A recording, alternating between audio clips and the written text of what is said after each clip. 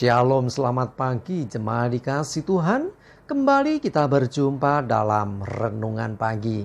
Mari pagi hari ini kembali saya mengajak kita semua untuk senantiasa merenungkan firman Tuhan. Supaya melalui firman Tuhan hidup kita akan terus dibangun. Dan kita akan terus bertumbuh, diteguhkan dan dikuatkan dalam iman dan pengharapan. Karena firman Tuhan adalah kebenaran yang memerdekakan hidup kita. Firman Tuhan menjadi sumber kekuatan kita. Firman Tuhan pedoman bagi hidup kita. Bahkan firman Tuhan juga yang akan terus menuntun dan menerangi langkah hidup kita. Ya, mari jemaat dikasih Tuhan, sebelum kita merenungkan firman Tuhan pagi ini, kita akan berdoa terlebih dahulu. Bapa di surga, kembali Tuhan pagi hari ini kami datang ke hadirat-Mu. Kami sungguh mengucap syukur atas segala kebaikan-Mu. Atas begitu besar kasih setia-Mu ya Tuhan. Rahmat dan anugerah-Mu. Berkat dan kemurahan Tuhan. Perlindungan dan penyertaan-Mu ya Tuhan. Pertolongan dan bahkan pemeliharaan Tuhan atas seluruh hidup kami. Terima kasih ya Tuhan. Dan pagi hari ini kembali kami mau merenungkan firman-Mu. Mari Tuhan singkapkan dan nyatakan kebenaran firman-Mu.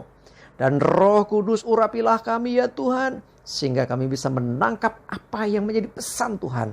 Dan juga mengerjakannya di dalam hidup kami. Terima kasih. Di dalam nama Tuhan Yesus kami bersyukur dan berdoa. Amin.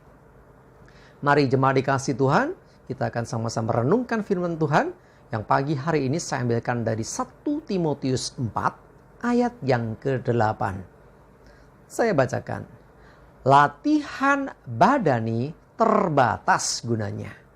Tetapi ibadah itu berguna dalam segala hal karena mengandung janji baik untuk hidup ini maupun untuk hidup yang akan datang.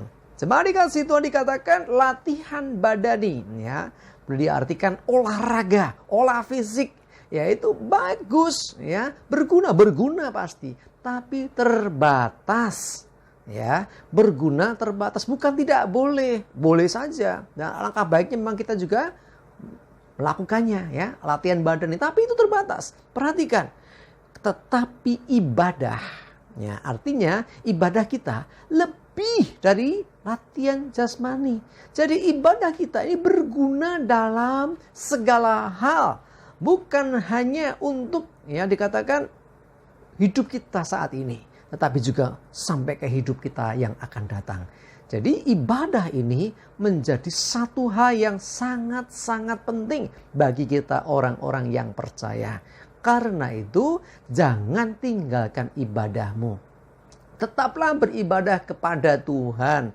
Ya, kalau berapa waktu yang lalu seringkali saya sampaikan, ya, kalau tidak bisa beribadah di gereja karena alasan satu dan lain hal, termasuk karena adanya pandemi, ya ibadah online pun that's okay. Yang penting adalah ibadah kita ini sungguh-sungguh dilakukan dengan segenap hati. Dengan sungguh-sungguh kita merendahkan diri di hadapan Tuhan. Dengan hati yang sungguh-sungguh ingin memuliakan Tuhan. Dengan hati yang mengasihi Tuhan.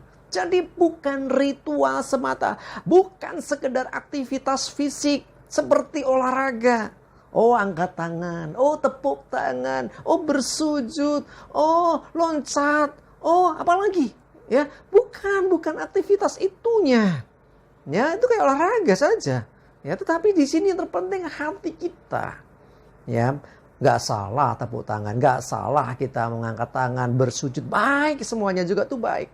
Tetapi perhatikan, lakukan semuanya dengan hati yang sungguh-sungguh mengasihi Tuhan, dengan hati yang sungguh-sungguh ingin beribadah, ingin memuji dan menyembah Tuhan.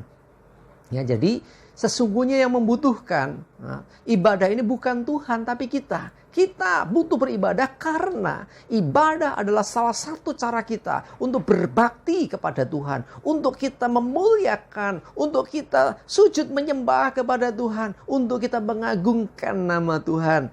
Ya, jadi kebutuhan ibadah ini kebutuhan pribadi kita akan Tuhan. Ya, jadi sekali lagi kadang-kadang kita ditegur oleh PKS, ditegur gembala, ditegur oleh pemimpin rohani kita karena jarang ibadah mungkin, ya karena alasan satu dan lain hal. Saudaraku dikasih Tuhan, jangan karena teguran itu engkau jadi terpaksa beribadah. Ya dengar baik-baik, bukan karena terpaksa.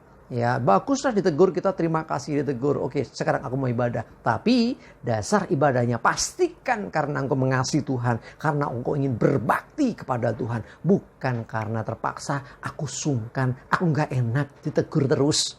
Ya, jangan itu. Mari perbaiki ibadah kita. Ya, supaya ibadah kita berkenan. Ingat, ibadah ini mengandung janji baik untuk hidup kita di dunia. Ya, artinya di dalam dunia orang yang beribadah ada perbedaan dengan orang yang tidak beribadah. Berapa waktu yang lalu dalam renungan pagi sempat kita bahas ya. Jadi orang yang beribadah dengan orang yang tidak beribadah akan ada perbedaan hidupnya.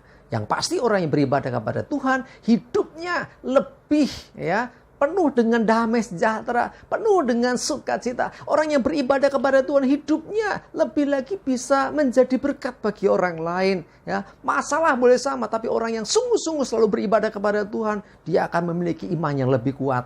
Nah, ini penting ya, karena kita tahu bahwa dunia ini kondisinya tidak semakin mudah, tapi sulit. Walaupun demikian, kita percaya bahwa ada Tuhan yang menyertai kita. Karena itu ibadah itu penting. Ya, tetapi bukan hanya untuk hidup di dunia ini saja, tetapi untuk hidup yang akan datang. Artinya apa? Dalam kita beribadah kepada Tuhan, sesungguhnya kita mengimani akan keselamatan yang dari Tuhan. Ya, keselamatan bukan hanya nanti di dunia ini saja, tapi nanti pada waktunya kita akan mengalami hidup yang kekal, hidup yang kedua. Nah karena itu mari jemaat dikasih Tuhan, selama masih ada kesempatan untuk kita beribadah, ayo kita beribadah kepada Tuhan. Gimana kalau berhalangan nggak bisa? Ya di zaman modern ya, sejak adanya pandemi kita bisa mengikutinya secara online ya. Jadi ada ibadah-ibadah secara online. Setidak-tidaknya saudaraku, beribadah dengan sungguh-sungguh pribadi kepada Tuhan. Khotbah kau bisa dengarkan, kau bisa juga lewat media-media yang lain. Ya, tetapi intinya jangan pernah mengabaikan ibadah. Pastikan kau beribadah dengan sungguh. Amin. Kita berdoa. Terima kasih Tuhan, kami bersyukur untuk pagi ini kembali diingatkan betapa pentingnya untuk kami beribadah kepada Tuhan. Ini bukan kewajiban semata, tetapi biarlah ini menjadi kerinduan kami. Ini kebutuhan kami Tuhan, kami butuh beribadah kepadamu.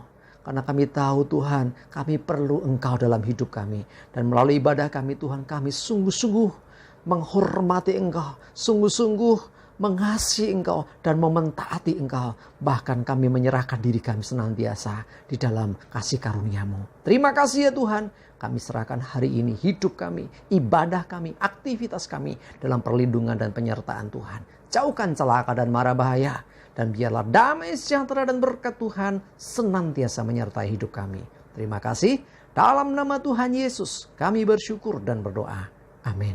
Mari jemaat dikasih Tuhan, semangat terus, maju terus dalam iman dan pengharapan. Selamat persiapan untuk ibadah. Tuhan Yesus berkati kita semua. Amin.